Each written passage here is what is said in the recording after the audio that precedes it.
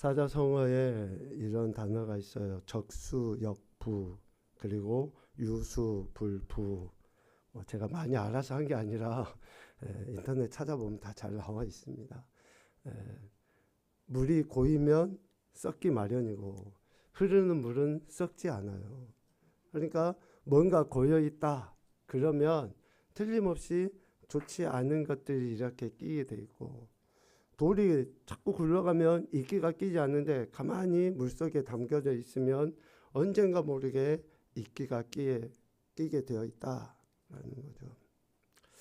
508주년 맞는 종교개혁 주일인데 왜 종교개혁을 할 수밖에 없었는가? 뭔가 정체되어져 있고 변화를 갈망하지 않으니, 그냥 여기가 좋사오니, 그냥 지금 이 상태로 있는 것이 크게 해가 되지 않으니, 당시의 교회, 종교개혁을 일으킬 수밖에 없었던 시대의 그 교회의 모습은 특별히 교황이라고 하는 종교 지도자가 무오하다라는 생각을 갖고 있었어요. 흠이 없다. 흠이 없는 교황의 말은 그래서 진리다 라고 하는 생각이 팽배해 있었죠. 그러니까 부패해지고, 아니 여러분 생각해 보세요. 어떻게 사람이 무오할 수 있습니까?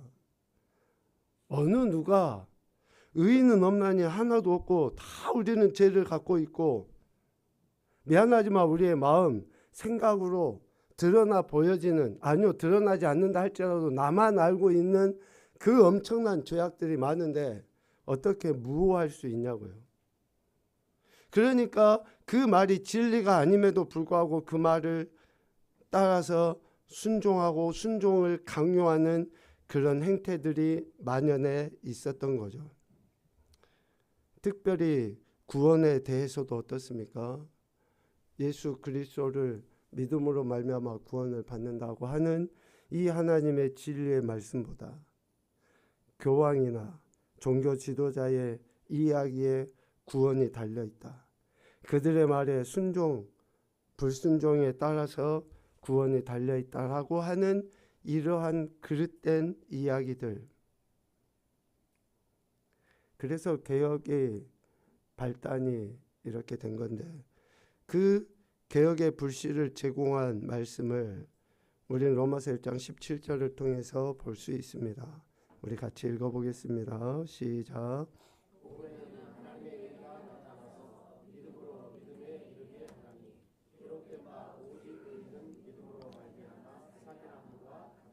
아멘. 오직 의인은 하나님 나라 백성이고 자녀가 되는 것은 믿음으로 말미암는다라고 이야기하고 있습니다. 그 하나님의 말씀을 삶으로 살아낼 때에 우리는 하나님의 영광을 드러내게 되는데, 이 개혁을 위해서 크게 5가지의 모토를 가지고 개혁을 주창하고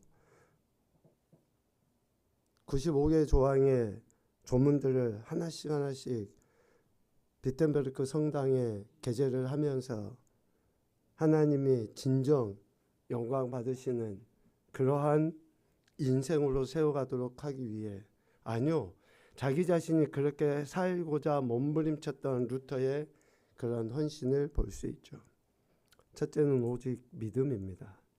그리고 오직 그리스도이시고 오직 성경이며 오직 은혜이고 오직 하나님의 영광이어야 한다는 것을 루터와 개혁의 선배들은 이것을 가지고 믿음으로 살아가려 했다라는 것이죠.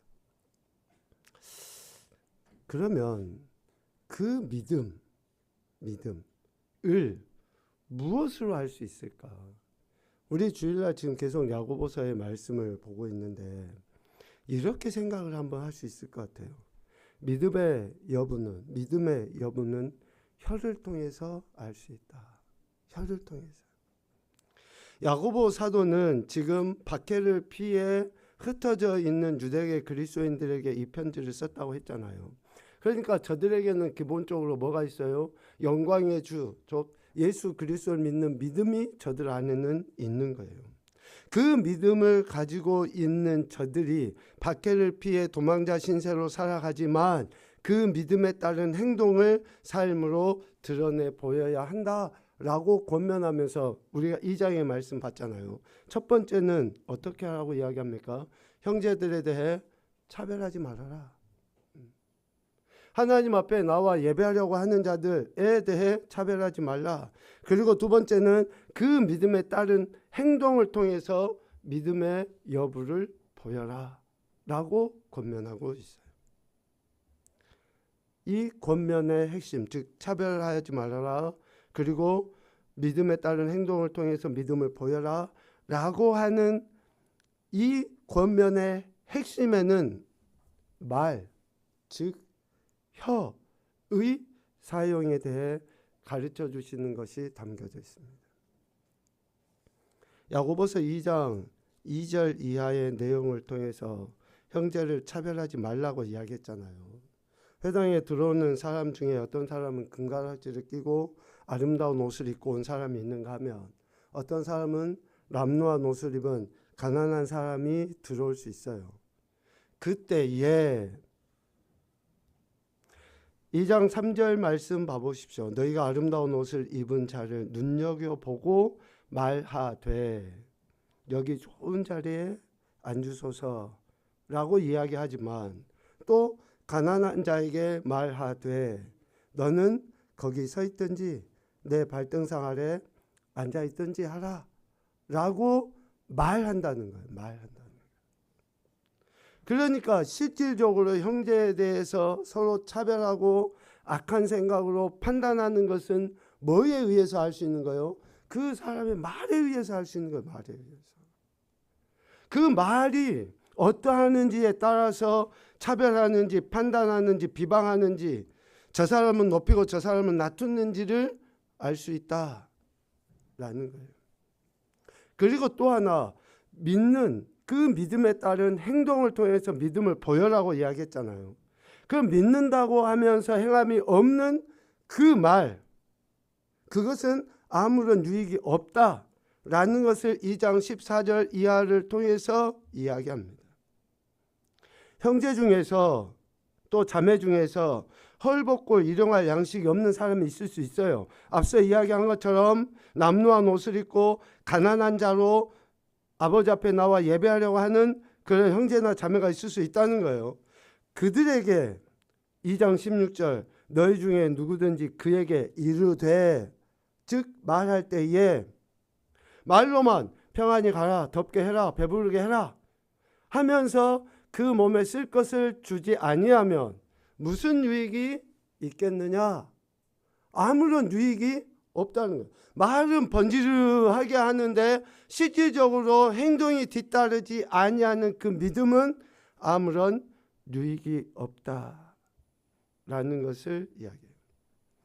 이 유익이 없다라는 단어를 오늘 우리가 읽은 3장 말씀으로 표현해 보면 실수가 많다, 실수가 많다 라는 말로 이해할 수 있습니다.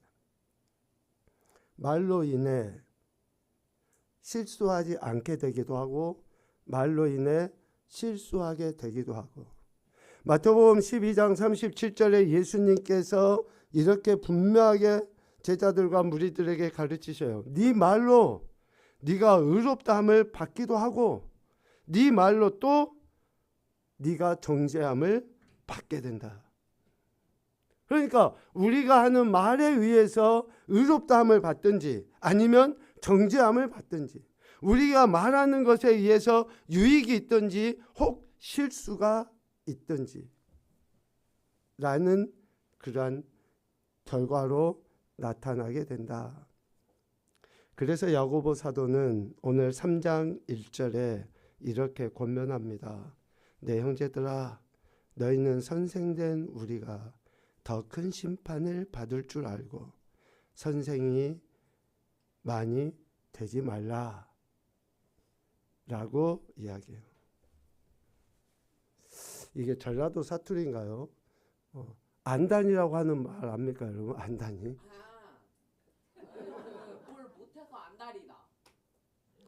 안달이 나는 게 아니라 안단이, 아는 척하는 안단이. 안단이 박사. 우리는 안단이까지만 얘기했는데 저 동네는 박사까지 붙이는 거예요. 뭔가 자기가 아는 것 이상의, 그러니까 어쩌면 모르는 것도 아는 척을 하는, 또 어쩌면 오지랖이라고도 할 수 있겠죠.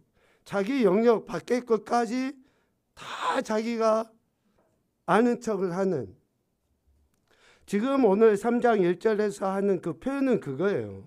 뭐 선생 되지 말라 이런 이야기의 의미는 가르치는 사람이 필요 없다 이런 이야기가 아니잖아요. 그렇게 선생으로서 명확하게 알고 명확하게 본을 보이지 아니하면 오히려 말하지 않는 것이 더 낫다라는 그런 의미 아닙니까? 여기서 심판이라고 하는 것은 단순히 다른 그리스도인들보다 선생이 더 엄한 심판을 받는다 이런 차원의 보다 책임을 강조하는 거예요. 책임을. 그러니까 하나님께서 주신 은사로 자기가 지혜를 얻고 지식을 얻어서 가르칠 수 있는 자리에 있는 것 대단한 축복이죠. 그런데 그것을 성실하게 감당하지 않음으로 인해서 오는 여러 가지 부작용들, 그러한 부작용들에 주의하라 라는 의미에서 선생이 더 큰 심판을 받게 된다라고 이야기를 하는 것입니다.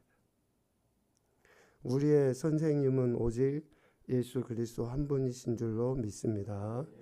참 스승이신 예수 그리스도를 우리는 그래서 본받고 그분의 가르침에 따라,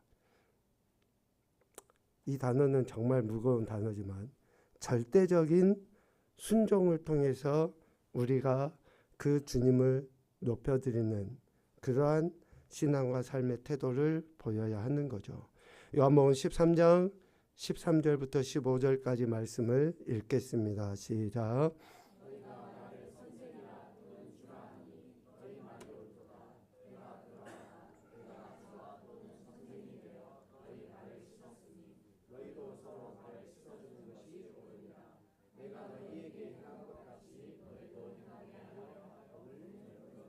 아멘.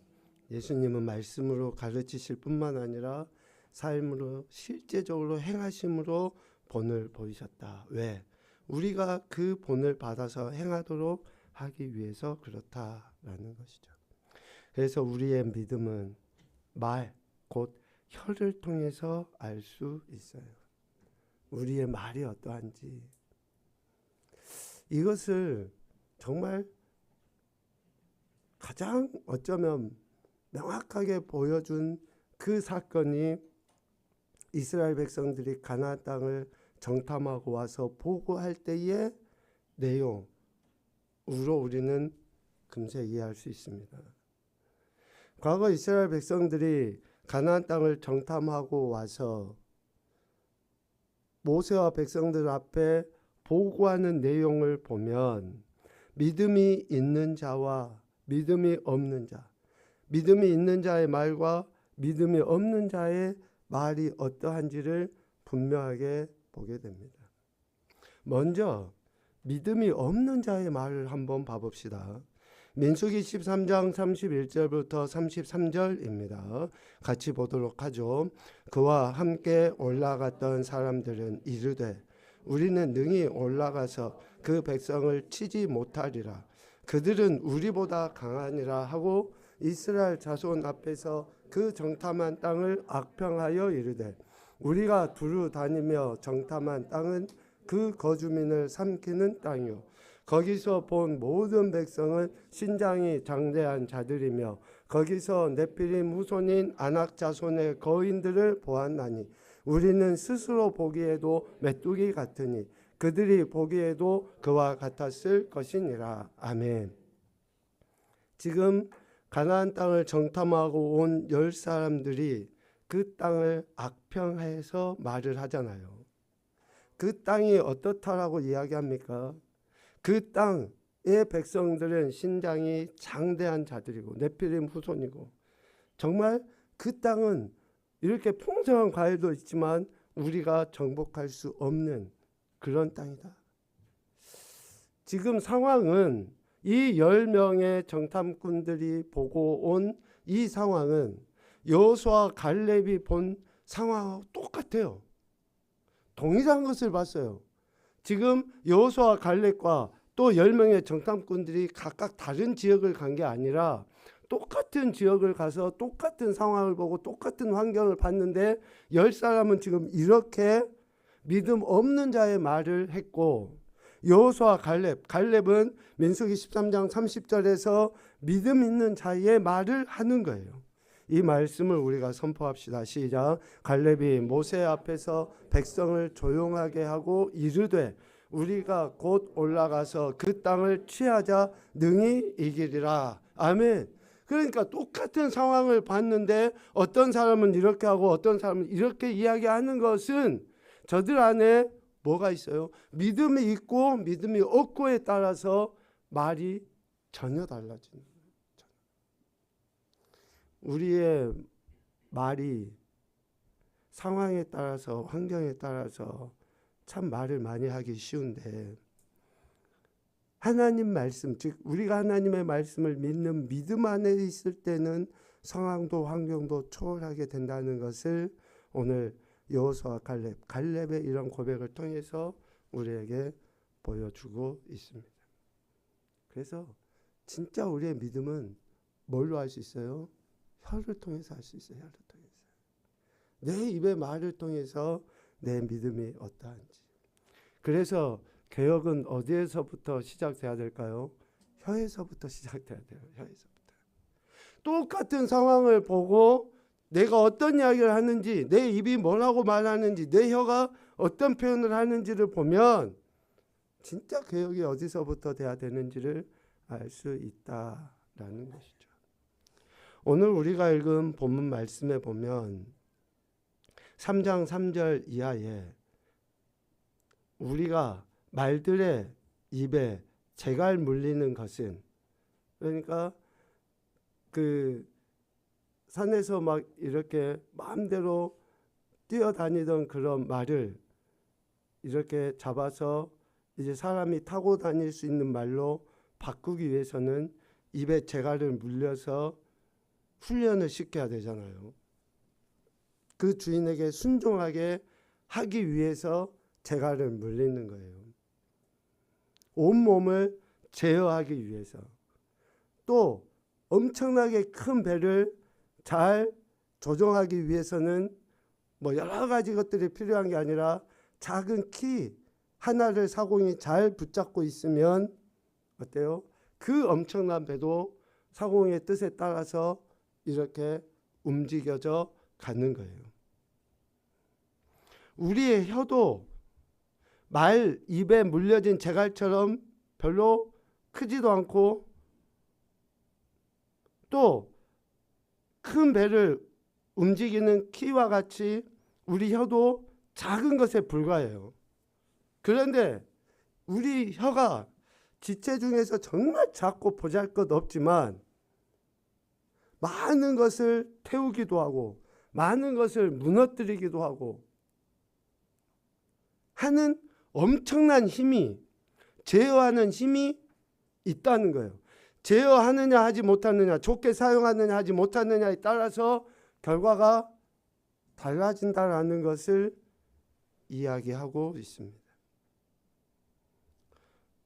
우리 혀에 재갈을 물려 우리의 말에 실수하지 않으면 우리는 하나님의 온전하심을 드러내는 인생들이 될 수 있지만, 반대로 우리의 혀를 재갈 물리지 않으면 또 사공의 뜻대로 하나님의 뜻대로 운행하도록 맡겨드리지 않으면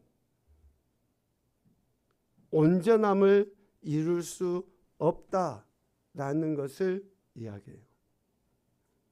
겉은 번지르르하고 뭔가 남한테 화려하고 아름다운 것으로 드러나 보여지지만 그 입에서 나오는 말이 거칠고 예의 없고 욕설이 가득하고 하면 그 사람은 어느 누구도 인정해 주지 못하는, 그러니까 인정받지 못하는 인생이 되는 거예요.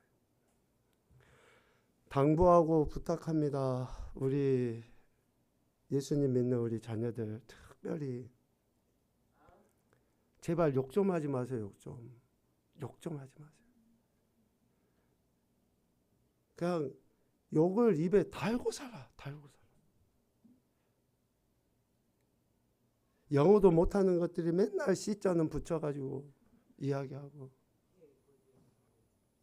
제발. 왜? 그 말은 여러분들의 인격을 나타내요. 여러분들의 인격을. 많이 배우고 적게 배우고 문제가 아니에요. 고급 외제차 타고 다니면서 양복 입고 하는데 입에서 나오는 것은 욕설이고 남을 비방하고 비난하고 하는 것은 처음에 그 사람들이 가진 외적인 행태를 보고 사람들이 약간은 굽신거리기도 할 수 있어요. 그런데 금세 그 사람은 사람 취급을 하지 않아요. 다 떠나가게 돼 있어요.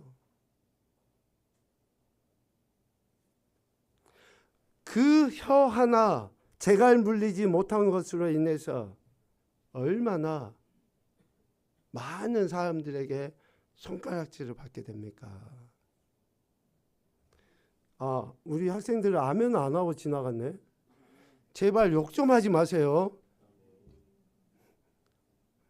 우리 학생들이 대답을 하네. 이것들이 진짜 얼마나 여러분들의 영을 파괴하는지 지금은 모르겠지만 여러분들이 하나님의 영광을 드러내야 될 그리스도인이라고 하는 것은 여러분들의 입에서부터, 그래서 개혁은 여러분의 입, 여러분의 혀, 말에서부터 시작되는 거예요. 얼마나 우리가 하나님의 영광을 드러내야 될 존재인데, 하나님이 우리를 창조하시고 우리를 통해서 영광 받으시기 위해서 그렇게 하셨는데, 우리 입술에서, 우리의 말에서, 오늘 10절에 이야기 하잖아요. 한 입에서 찬송과 저주가 나올 수 있습니까? 없습니까? 없어요. 하나님의 형상대로 지음을 받은 우리 믿음의 지체들을 저주하고 비방하고 비난하고 헐뜯고 욕하고 무시하는 그런 말을 할 수 있습니까? 없어요.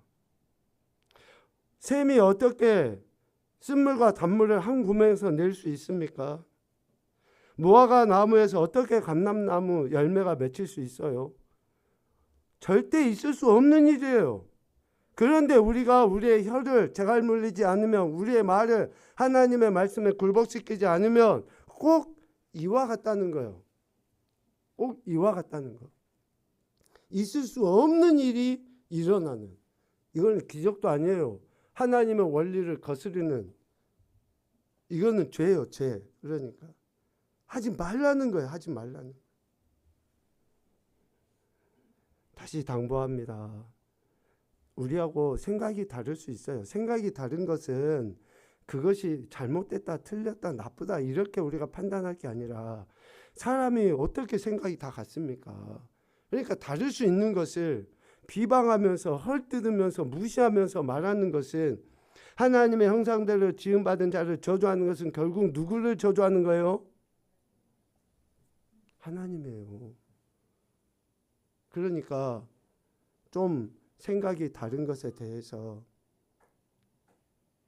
제발 비방하거나 또 무시하는 행태로 그렇게 하는 것은 마땅하지 아니하다라는 것을 이야기해요. 합당하지 아니하다. 순결하지 아니하다. 거룩하지 아니하다라는 말로 다 표현할 수 있습니다. 우리는 마땅한 일을 해야 될 자들이에요. 예수 그리스도를 믿는 믿음 안에서 이 마땅한 일을 해야 될 우리가. 그래서 여러분, 개혁하고 변화시켜가는 거 멀리서부터, 아니면 어떤 제도적인 것에서부터 개혁 이야기 하기보다 저부터서 그러겠지만 우리의 말 한마디에서부터 개혁은 시작되는 거지. 뭐 제도가 바뀌면 사람들이 다 바뀌어질 것 같아요? 안 그래요. 하나님께서 저와 여러분을 창조하신 목적은 오직 하나님의 영광을 찬송케 하기 위함인 줄로 믿습니다. 우리의 말로 또 우리의 믿음에 따른 선한 행실로 하나님의 영광도 나타내시고 실질적인 변화, 개혁을 이루어가면서 하나님 나라의 영광에 그 은혜에 직접적으로 참여하는 우리 모든 믿음의 지체들이 되실 수 있기를 주님의 이름으로 축복합니다. 아멘.